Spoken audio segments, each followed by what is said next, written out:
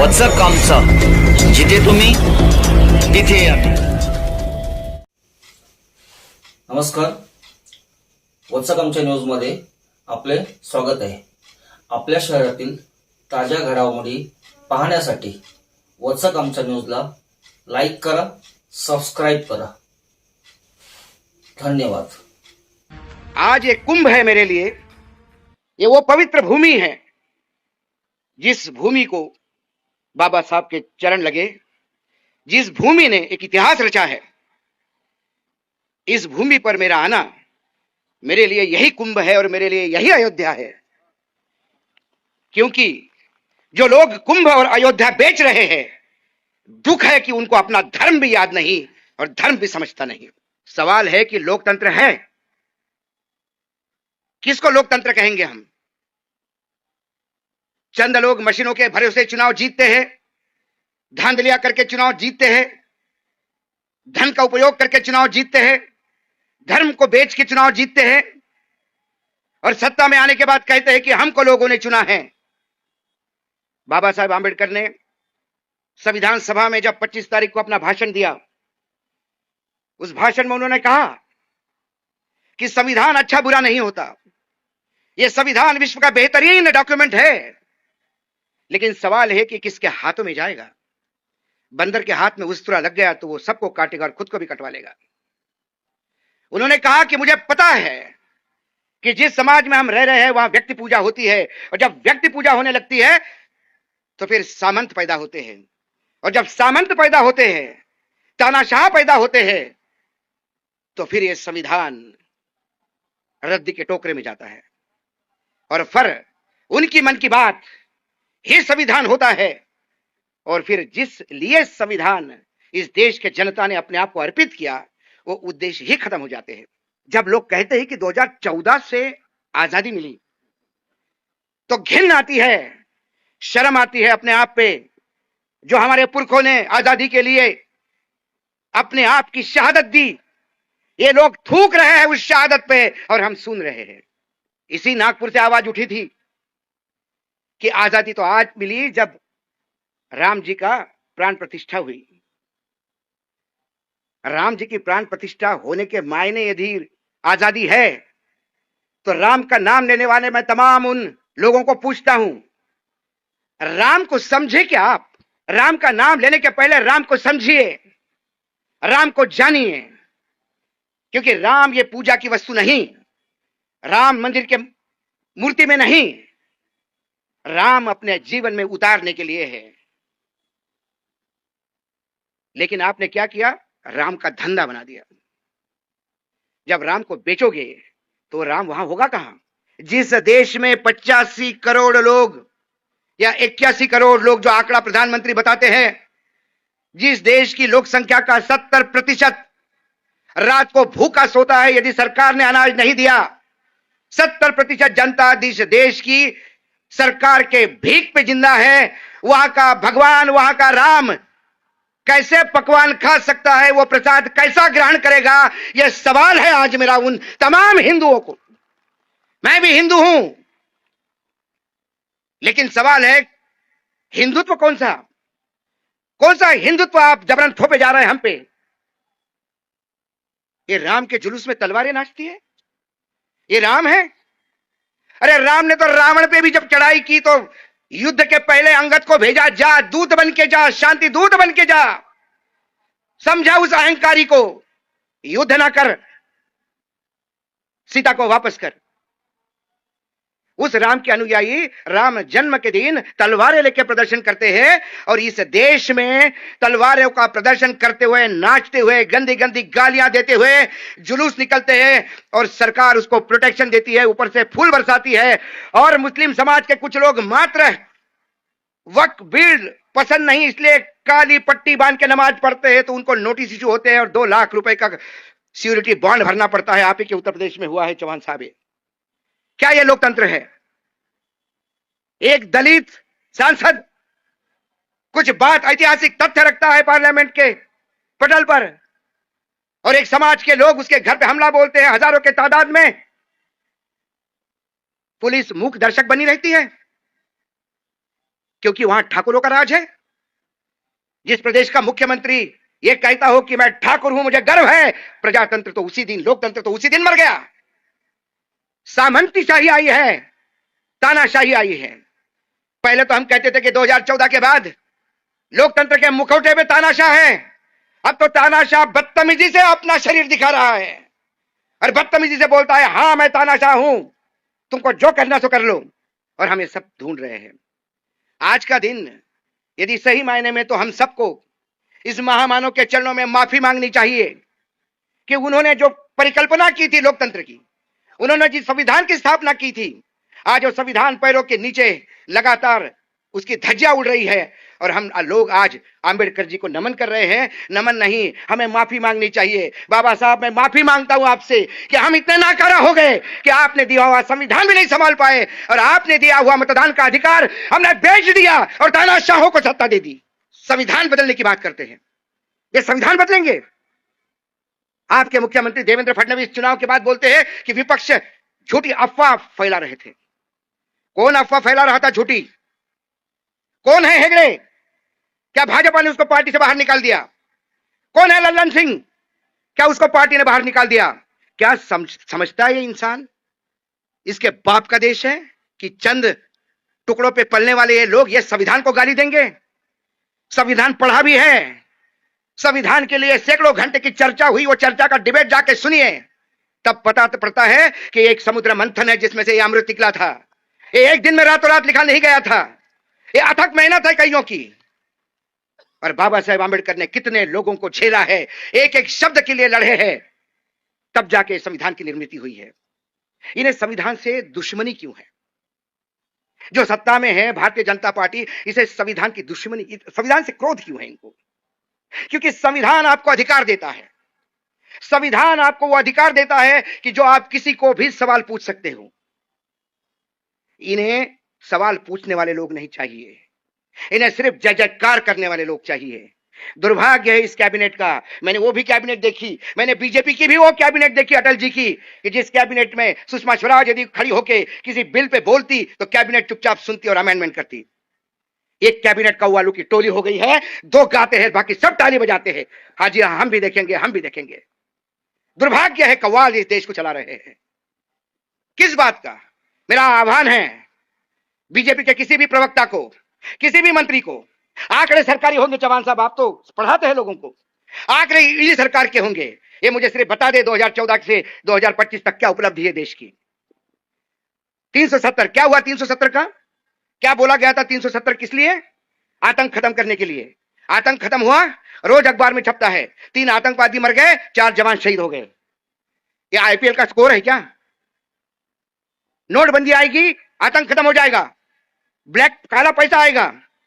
कहां से आया काला पैसा? काला पैसा व्हाइट हुआ। अजब टाइप की नोटबंदी है। मैं भी इकोनॉमिक्स का छात्र हूं।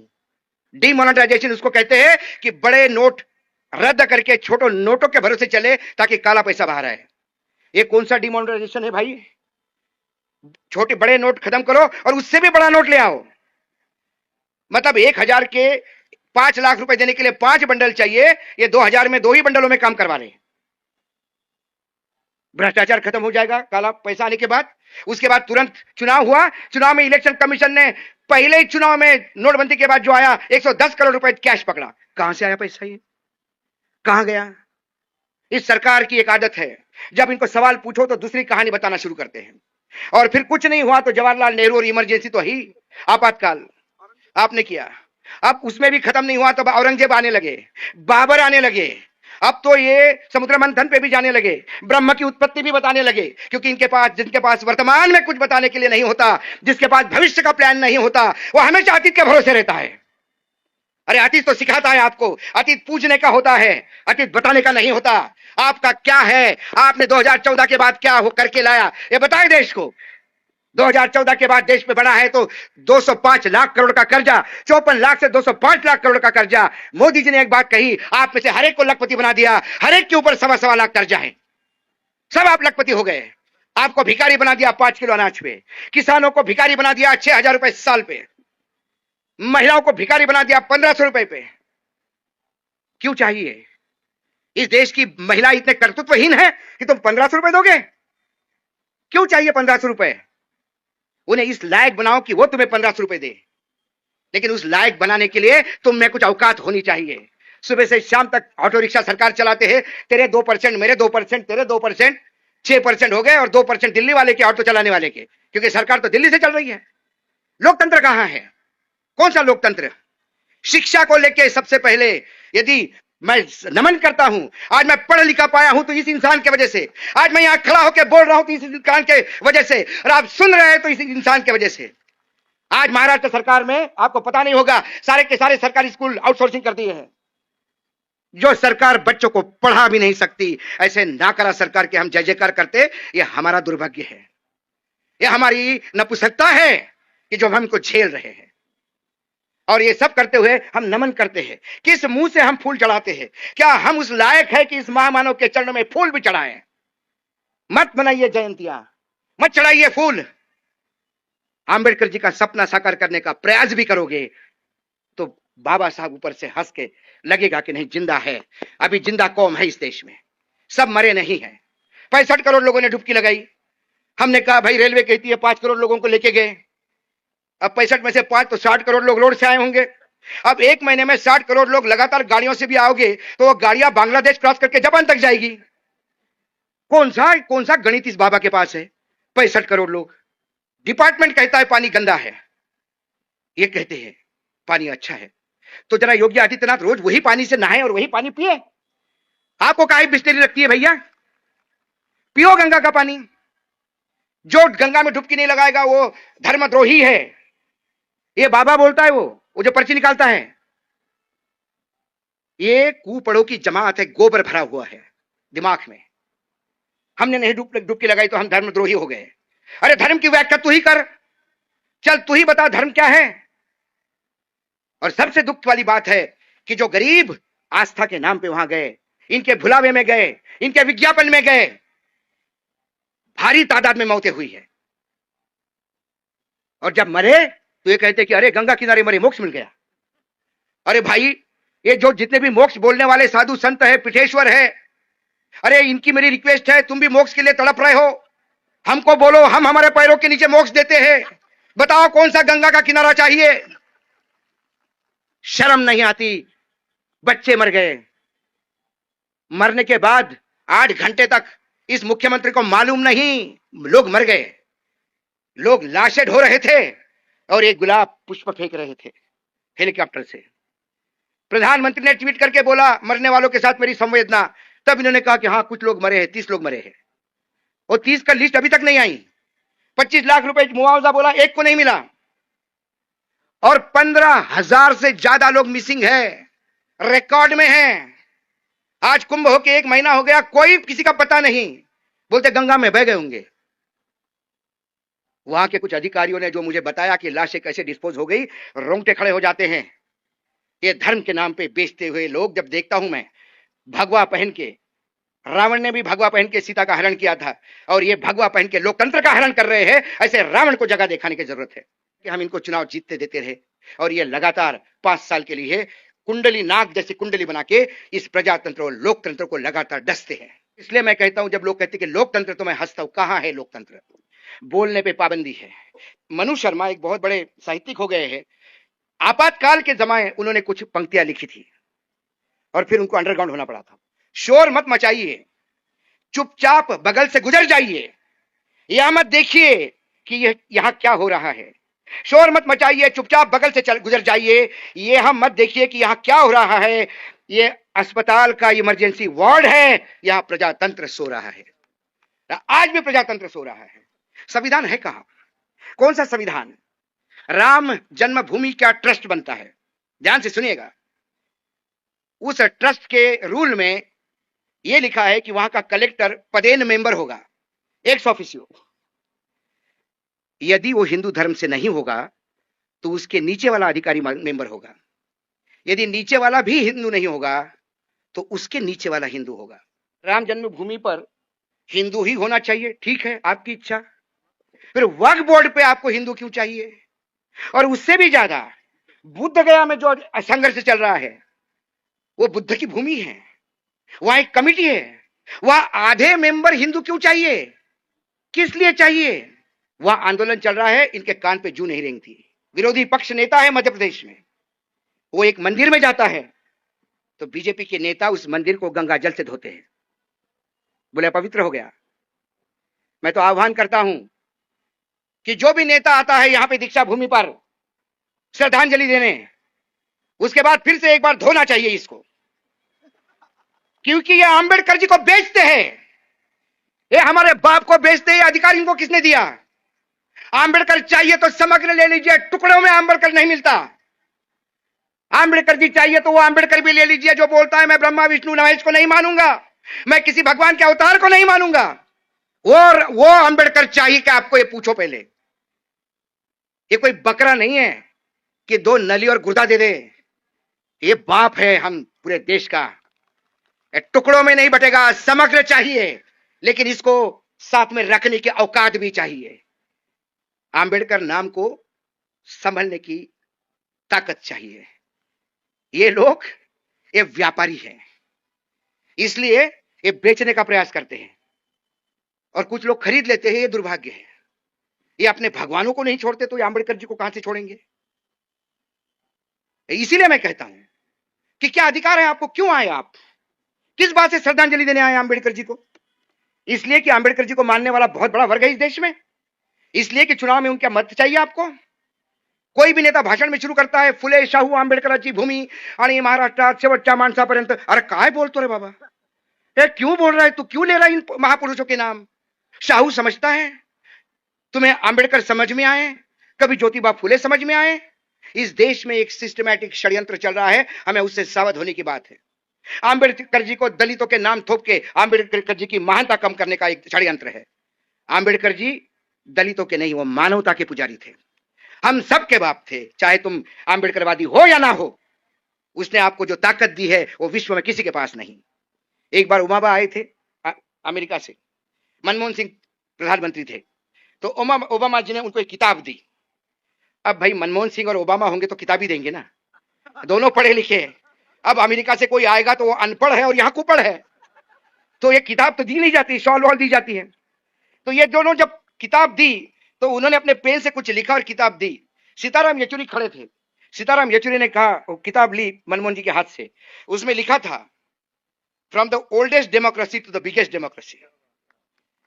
सीताराम येचुरी ने कहा, excuse me mister president, I think you are wrong,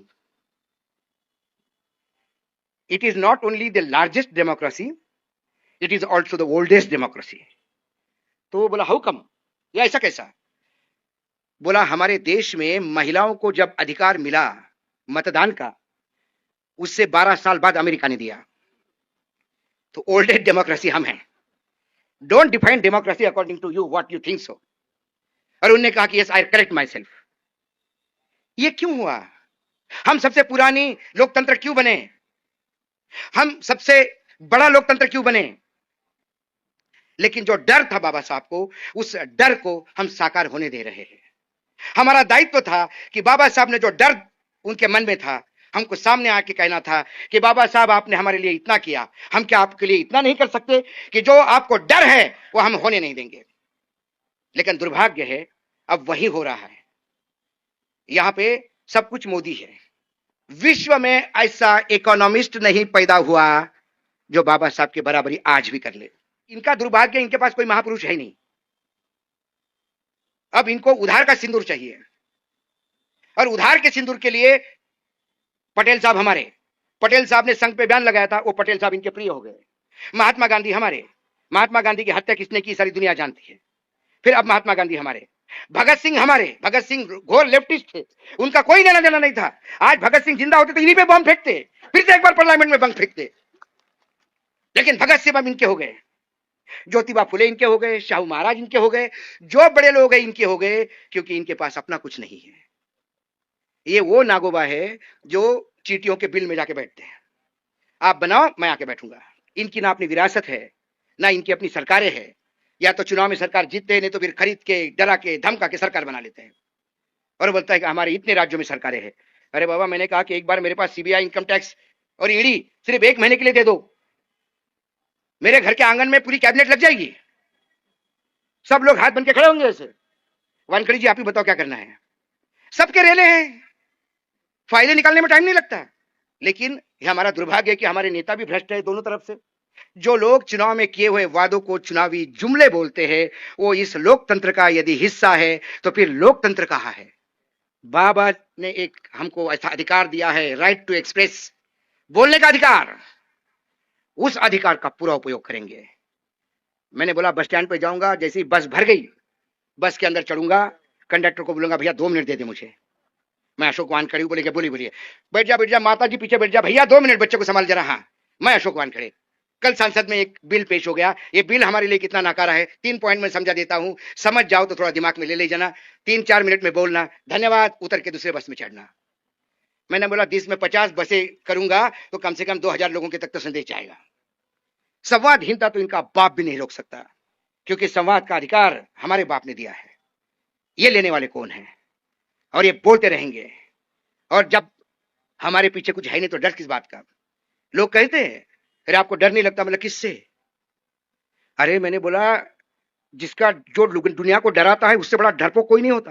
रात को 1:30-2 बज गए थे, मेरे हाथ से चम्मच नीचे गिर गया, चम्मच नीचे गिर गया। उस स्मशान शांतता में चम्मच का आवाज टन करके सा आया। जैसे ही आवाज आया वो भाई इतने जोर से उठा, वो चेयर पीछे फिका गई।